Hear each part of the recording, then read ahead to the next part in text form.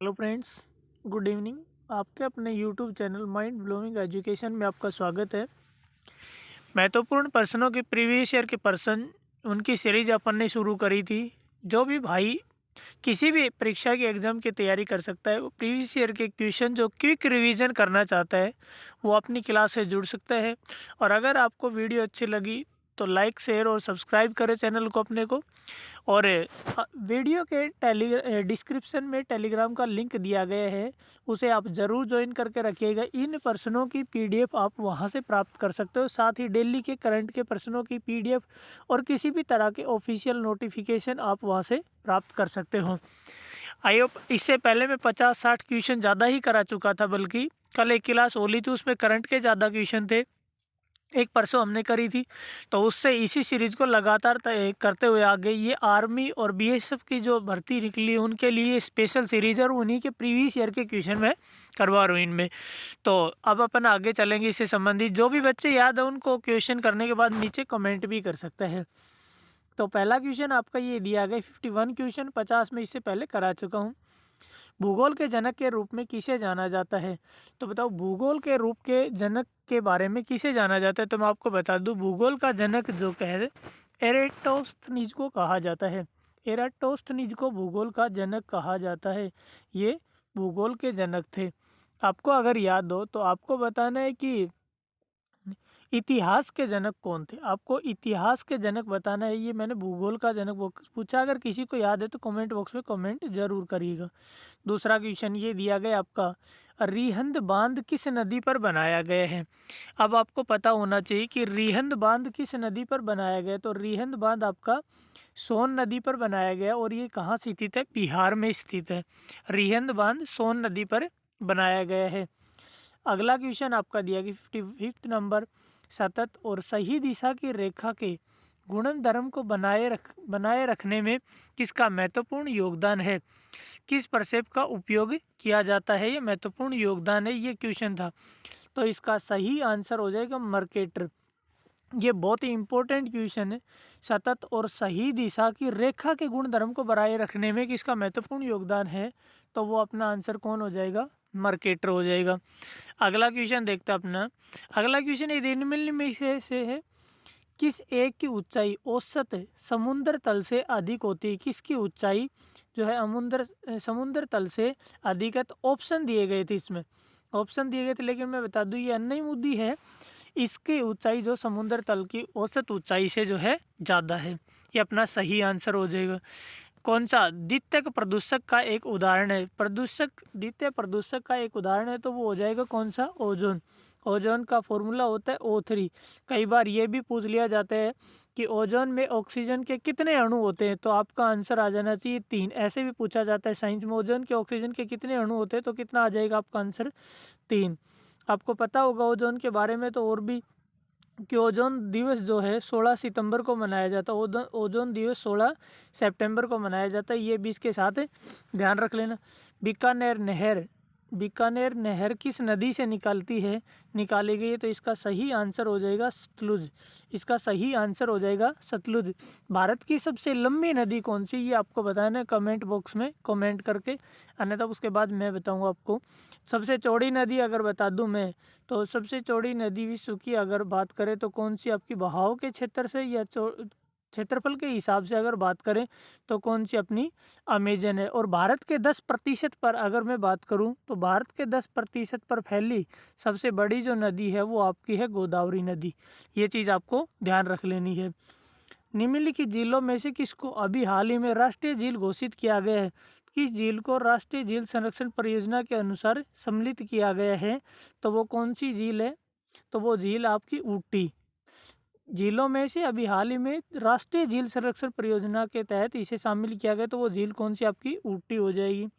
अगला क्वेश्चन आपका दिया गया, निम्नलिखित में से कौन सी नदी रिफ्ट घाटी से होकर बहती है? रिफ्ट घाटी से होकर बहती है, तो इसका सही आंसर हो जाएगा नर्मदा नदी।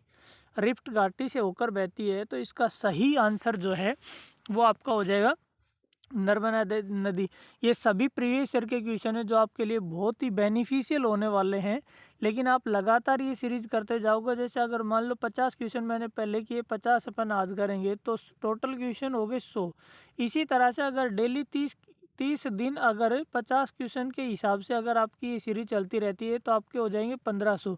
2 महीने बाद आपका कोई एग्ज़ाम होगा तो उस टाइम तक आपके 3000 क्वेश्चन याद होंगे।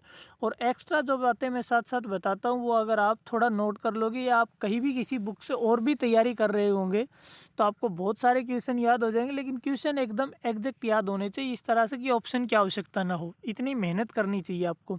तो आप ये क्लास डेली ज़रूर देखें और ज़्यादा से ज़्यादा शेयर करने की कोशिश करें। तो देखो अगला क्वेश्चन दिया गया था, मीठे पानी की कल्पसर परियोजना अवस्थित है। मीठे पानी की कल्पसर परियोजना कहाँ स्थित है? तो ये कहाँ स्थित है भाई? ये है गुजरात में। और नर्मदा नदी जो है ये बहती है, ये आपको पता है, ये भी गुजरात की मुख्य नदी है। किस मृदा की कम सिंचाई की आवश्यकता होती है? किस मिट्टी को कम सिंचाई की आवश्यकता होती है? तो इसका आंसर नीचे दिया गया, काली मृदा। और आपको अगर कोई पूछे कि कपास का सबसे अधिक उत्पादन किस मिट्टी में किया जाता है तो वो भी किस में किया जाता है? काली मिट्टी में किया जाता है, काली मृदा में किया जाता है। इसे कम सिंचाई की आवश्यकता होती है। और बालू मिट्टी को सबसे ज़्यादा सिंचाई की आवश्यकता होती है, ये आपको ध्यान रख लेना है।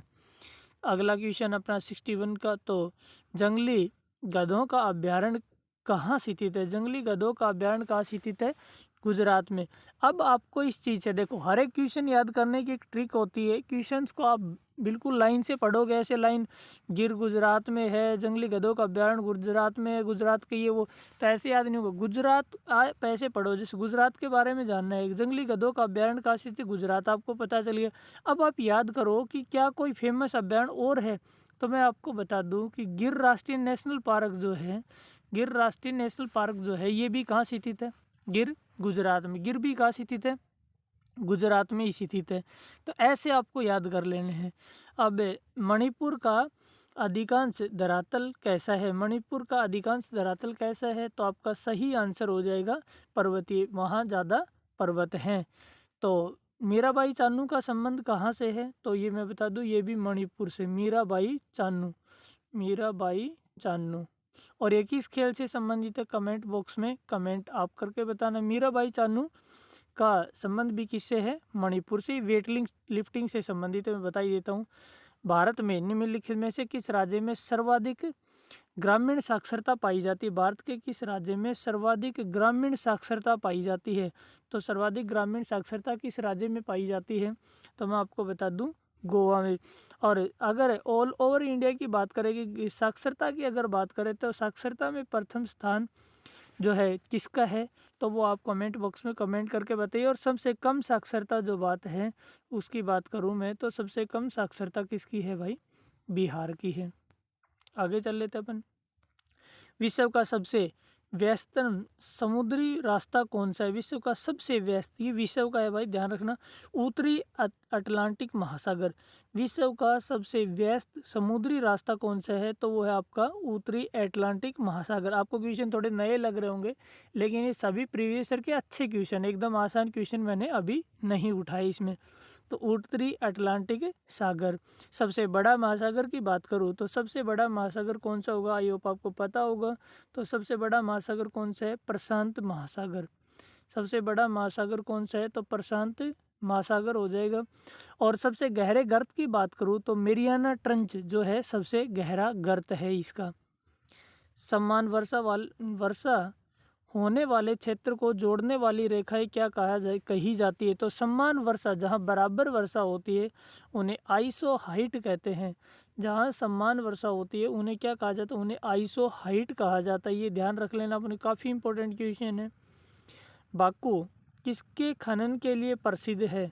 बाकू किसके खनन के लिए प्रसिद्ध है? तो मैं आपको बता दूं, ये खनिज तेल के लिए प्रसिद्ध जो जगह है, खनिज तेल के लिए, खनिज तेल निकाले जाते बाकू से। नेक्स्ट क्वेश्चन आपका, विश्व का सर्वाधिक ऊंचाई पर स्थित पठार कौन सा है? सर्वाधिक ऊंचाई पर स्थित पठार कौन सा है? तिब्बत का पठार। ये आपको पूछे कि सबसे ऊंचा पठार कौन सा है, तो आपको तिब्बत का पठार बताना है। सबसे ऊंचाई पर स्थित पठार कौन सा है? तिब्बत का पठार। और सबसे ऊंचाई पर स्थित पठार पूछे तो तिब्बत का पठार। सबसे ऊंचा पठार पूछे तो सबसे ऊंचा पठार होगा भाई पामीर का पठार। ध्यान रखना, ये मैंने शायद वहाँ कैसे बोल दिया वो देख लेना। फिर से बताइए तो मैं, विश्व का सर्वाधिक ऊंचाई पर स्थित पठार पूछे तो तिब्बत का पठार आपका आंसर होगा। सबसे ऊंचा पठार पूछे विश्व का तो पामीर का पठार होगा। विश्व की छत भी कहा जाता है पामीर के पठार को। यदि नदी के वेग को दुगुना कर दिया जाए और उसकी परिवहन शक्ति कितनी गुना हो जाएगी। नदी के वेग को अगर दुगना कर दिया जाए, देखो नदी का अगर वेग दुगना कर दिया जाए तो उसकी परिवहन जो शक्ति है ना वो कितनी हो जाएगी। मान लो ये 2 थी तो ये 2 की पावर 2 कितनी बन गई 4, तो ये इसकी 2 की इसकी कितनी बन जाएगी, ये 3 बन जाएगी, इसकी पावर 2 और बन जाएगी, यानी कि 8 गुना हो जाएगी। तो कितनी हो जाएगी ये आपकी 64, तो ये आपकी 64 गुना हो जाएगी। ये साइंस का क्वेश्चन है, नहीं समझ आए तो कोई बात नहीं।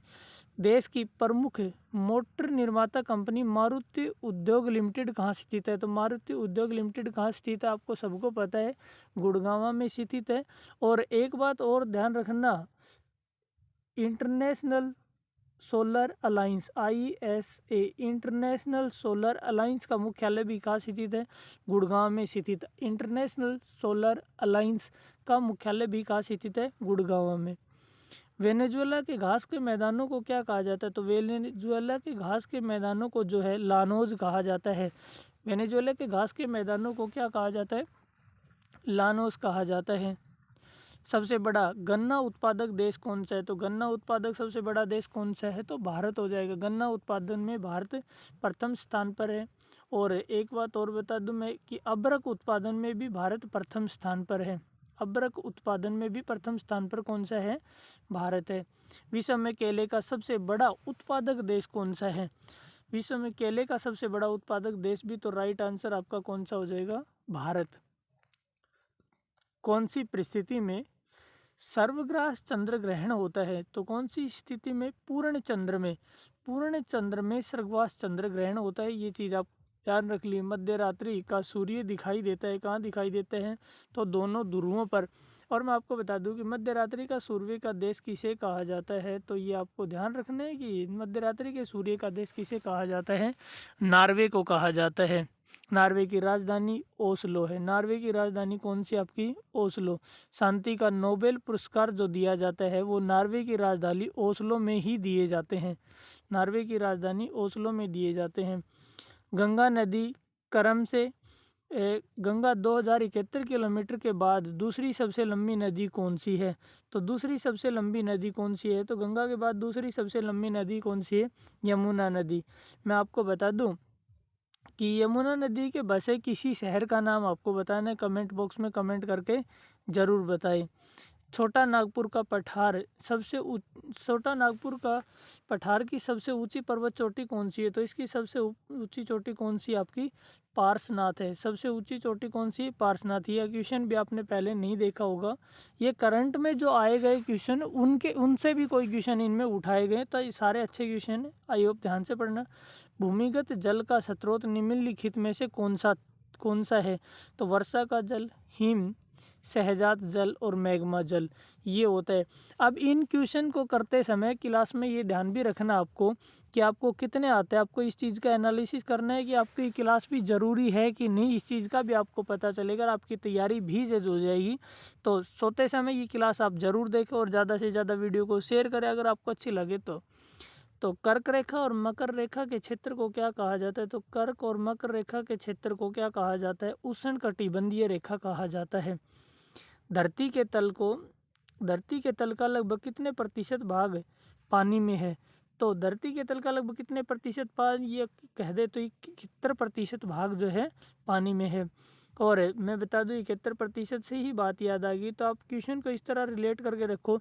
नाइट्रोजन लगभग कितने प्रतिशत पाई जाती है। तो नाइट्रोजन लगभग 78% जो है पाई जाती है। मकर संक्रांति को सूर्य की किरणें लंबवत होती है मकर रेखा पर। मकर संक्रांति के दिन सूर्य की किरणें मकर रेखा पर क्या होती है, लंबवत होती हैं। ये चीज़ आपको ध्यान रख लेनी है। और सूर्य किस सिद्धांत पर कार्य करता है या सूर्य किन का मिश्रण है? तो मैं आपको बता दूं, सूर्य हाइड्रोजन और हीलियम गैस का मिश्रण, हाइड्रोजन और हीलियम गैस का मिश्रण होता है और ये संलयन अभिक्रिया पर कार्य करता है। ये किस अभिक्रिया पर कार्य करता है? संलयन अभिक्रिया पर कार्य करता है। ऐसे क्वेश्चन रिलेट करके याद रखोगे, जिंदगी में कभी नहीं भूलोगे। विटामिन B12 में कौन सी धातु विद्यमान होती है? तो कौन सी धातु विद्यमान होती है? कोबाल्ट। विटामिन बी का एक जो प्रसिद्ध नाम होता है B9 भी होता है, और B9 का जो रासायनिक नाम है उसे थायमीन कहा जाता है। विटामिन B9 को किस नाम से जाना जाता है? थायमीन के नाम से जाना जाता है, जो बहुत मोस्ट इंपॉर्टेंट क्वेश्चन है, यानी कि पता नहीं कितनी बार पूछा जाता है ये क्वेश्चन। अगर अपन क्वेश्चन की बात करूँ तो वायुमंडल में कौन सी निष्क्रिय गैस सर्वाधिक मात्रा में होती है? तो आर्गन गैस है। आर्गन निष्क्रिय गैस क्यों कहा जाता है? देखो, आर्गन होती है आपकी AR से आर्गन, क्रिप्टॉन, जीनोन और रेडॉन। इन्हें ऐसे डिनोट करते हैं, आर्गन, क्रिप्टॉन, जीनोन और रेडॉन। इन्हें अक्रिय गैस कहा जाता है। ये किसी से भी जो है किसी से भी जैसे कोई भी अपना रिलेशन नहीं बनाती, यानी कि कोई प्रतिक्रिया नहीं करती, निष्क्रिय गैस का होती है। वायुमंडल में कौन सी निष्क्रिय गैस सर्वाधिक मात्रा में पाई जाती है? सारी की सारी ऐसी गैस है जो दूसरी किसी गैस से कोई क्रिया नहीं करती, कोई रासायनिक क्रिया नहीं होती। रासायनिक क्रिया वो होती है जैसे उसके रूप या रंग या बदलाव में अंतर आ जाए, या उन क्रियाओं के होने पर दहन हो जाए, या उन क्रियाओं के होने पर कोई अन्य गैस का निर्माण हो, वो रासायनिक क्रियाएं कहलाती है। रंग, रूप, आकृति बदल जाए तो भी रासायनिक क्रिया कहलाती है। तो आर्गन, क्रिप्टॉन, जीनोन और रेडॉन ये सारी की सारी अक्रिय गैसें हैं, इनर्ट गैस हैं। लेकिन इसने पूछा कि वायुमंडल में सबसे ज़्यादा कौन सी पाई जाती है? तो वायुमंडल में सबसे ज़्यादा कौन सी पाई जाती है? तो आर्गन पाई जाती है, और ये ट्यूबलाइट में भी भरी जाती है। आपको ध्यान होगा इस बात का। किसकी कमी से दांतों का क्षरण होने लगता है? दांतों का क्षरण होने का मतलब दांतों का नुकसान होने लगता है, टूटने लग जाते हैं ऐसे। तो ये फ्लोरीन की कमी, फ्लोरीन, ये गलती से लिखा गया फ्लोरीन है। फ्लोरीन की कमी से दांतों में जो है दांतों का क्षरण होता है, यानी कि फ्लोरीन, दांत खराब होने लग जाते हैं, तो फ्लोरीन की कमी से ऐसा होता है। फ्लोरीन की अधिकता पानी में भी हो सकती है। प्रकाश संश्लेषण की प्रक्रिया की समाप्ति पर बने पदार्थ कौन कौन से? प्रकाश संश्लेषण की प्रक्रिया की समाप्ति पर बने पदार्थ तो ग्लूकोज, पानी और ऑक्सीजन है। नेक्स्ट क्वेश्चन की बात करूँ तो ये important question, most important question है। निकट दृष्टि दोष के निवारण के लिए किस प्रकार के लेंस का चश्मा दिया जाता है? तो निकट दृष्टि दोष के निवारण के लिए किसका दिया जाता है? अवतल लेंस का। अब आपको एक बात और बता दूं कि निकट दृष्टि दोष में आदमी को दूर की वस्तुएं तो दिखाई देती हैं, लेकिन निकट की वस्तुएं दिखाई नहीं देती, इनमें उल्टा होता है। और दूर दृष्टि दोष में दूर की दिखाई देती है, लेकिन निकट की दिखाई देंगी, लेकिन दूर की दिखाई नहीं देंगी। और लेंस की जो क्षमता है वो किस में मापी जाती है? अगर कोई पूछ ले तो लेंस की जो क्षमता है वो डायोप्टर में नापी जाती है। लेंस की क्षमता डायोप्टर में नापी जाती है, अगर आपसे कोई पूछे तो। और ये भी काफ़ी बार पूछा गया क्वेश्चन, लेंस की क्षमता किस में नापी जाती है? डायोप्टर में नापी जाती है। और तो लेंस की क्षमता जो है माइनस में होती है। कोई व्यक्ति दूर की वस्तुओं को स्पष्ट देख सकता है, परंतु पास की वस्तुओं को अनुभव करता है, उस दोष को क्या कहते हैं? देखो, पास की वस्तुओं का अनुभव कर सकता है तो दूर दृष्टि का दोष होगा, यानी कि हाइपरमेट्रोपिया होगा। कुंडापुर व करवार कच्छ वनस्पति स्थान की कहाँ स्थित है? तो ये कर्नाटक राज्य में है। कर्नाटक राज्य में आपको सबको पता है कि बेंगलोर की राजधानी जो है कौन सी है? कर्नाटक। इलेक्ट्रिक सिटी किसे कहा जाता है? तो बेंगलोर को कहा जाता है, ये सबको पता होगा। कर्नाटक एक बहुत ही महत्वपूर्ण राज्य है। द साइंस ऑफ भरतनाट्यम पुस्तक किसने लिखी है? तो मैं आपको बता दूं कि द साइंस ऑफ भरतनाट्यम पुस्तक सरोजा वैद्यनाथन ने लिखी है। द साइंस ऑफ भरतनाट्यम पुस्तक सरोजा वैद्यनाथन ने लिखी है। संयुक्त राष्ट्र संघ की प्रथम महिला अध्यक्ष कौन थी? ये तो आपको सबको पता होगा कि पंडित लक्ष्मी, विजय लक्ष्मी पंडित, पंडित लक्ष्मी की बहन थी, तो विजय लक्ष्मी पंडित। महासभा की प्रथम महिला अध्यक्ष थी विजय लक्ष्मी पंडित। भारत के प्रथम स्थापित परमाणु संयंत्र कौन सा है? तो तारापुर परमाणु संयंत्र। ये कहाँ स्थित है? महाराष्ट्र में। तारापुर परमाणु संयंत्र कहाँ स्थित है? ये महाराष्ट्र में। तो ये जो है हाँ 90 क्वेश्चन पूरे हो गए। तो आई होप आपको ये सीरीज़ अच्छी लगी होगी। अगर आपको ये वीडियो अच्छी लगती है तो कमेंट बॉक्स में कमेंट ज़रूर करें, आपका सजेशन ज़रूर दें, ताकि आपका मोटिवेशन मुझे लगातार इस तरह की वीडियो बनाने के लिए जो है प्रोत्साहित करता रहे। और कैसे क्वेश्चन अगर आपको चाहिए तो वो भी आप कमेंट बॉक्स में कमेंट कर सकते हो, ताकि मैं उस तरह की वीडियो बना सकूं। आई होप आपको ये क्लास अच्छी लगी होगी, तो अपने दोस्तों के साथ भी शेयर करिए और चैनल को सब्सक्राइब कर रखिए। इस क्लास की PDF पाने के लिए वीडियो के डिस्क्रिप्शन में टेलीग्राम का लिंक दिया गया, उसे ज्वाइन करके रखिए। वहाँ करंट के और डेली क्वेश्चन भी डाले जाते हैं और लेटेस्ट नोटिफिकेशन किसी भी भर्ती से संबंधित भी डाले जाते हैं। आई होप आपको ये क्लास अच्छी लगी होगी, तो लाइक ज़रूर करें। Thank you.